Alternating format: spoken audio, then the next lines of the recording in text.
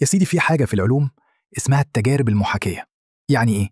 يعني بدل ما تستنى الكارثة تحصل تعملها أنت على صغير وتشوف إيه اللي هيحصل.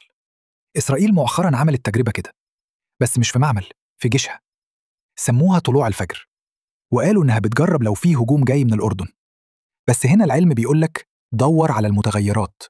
الأردن بلد هادي، فليه المناورة هناك؟ لو حللت المعطيات هتلاقي السيناريو أقرب للجبهة المصرية. ليه؟ لأنهم جربوا ضرب مطار رامون وهو قريب من حدودنا، وحطوا هجوم بري كبير، وحتى شاركوا قوات بحرية. وده معناه إنهم بيتدربوا على مواجهة جيش نظامي مش ميليشيات. وفي المعادلة دي في عامل تاني، تصريحات نتنياهو عن إسرائيل الكبرى اللي بتمتد لحد النيل.